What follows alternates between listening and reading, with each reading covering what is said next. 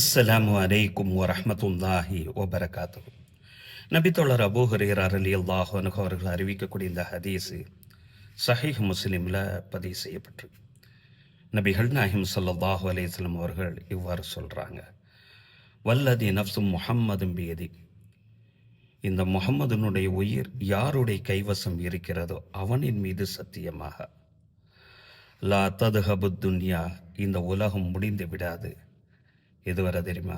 ஹத்தா எத்திய அலன் நாசியோமன், இப்படிப்பட்ட ஒரு நாள் மனிதர்களுக்கு மத்தியில் வராமல் இந்த உலகம் முடிவடைந்து விடாது என்று நபிகள் நாயகம் ஸல்லல்லாஹு அலைஹி வஸல்லம் அவர்கள் சொல்கிறாங்க.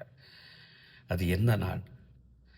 லா அதிரி, ஒரு மனுஷன் அறிய மாட்டான், கொலை செய்யக்கூடியவன் ஃபீமா கத்தல, எதற்காண்டி நாம் கொலை செய்கிறோம் என்பதை ஒரு மனுஷன் விளங்கி கொள்ள மாட்டான். வலல் மக்தூல ஃபீமா குத்தில, எந்த விஷயத்துக்காண்டி எதுக்காண்டி நம்ம கொல்லப்பட்டோம் என்பதை ஒரு மனுஷன் விளங்கி கொள்ள மாட்டான்.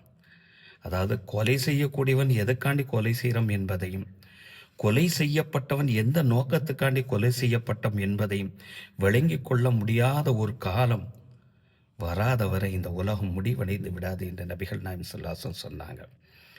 தோழர்களுக்கு கைஃப யகூனு தாலிக, அதெல்லாம் எவ்வாறு சாத்தியமாக எப்படி நடக்கும் என சொல்லக்கூடிய நேரத்தில் அல் ஹர்ஜ், இதுதான் ஹர்ஜ் என்று நபி ஸல்லல்லாஹு அலைஹி வஸல்லம் சொன்னார்கள்.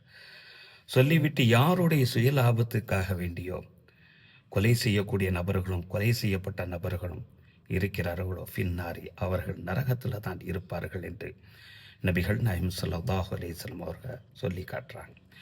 இந்த ஹதீஸை விட்டு நோக்கி பாருங்கள். ஒரு குறிப்பிட்ட மத அடையாளத்தோட ஒரு நபர் குல்பியை ஏசி விற்றுக்கிட்டு ரோட்டில் போகிறார்.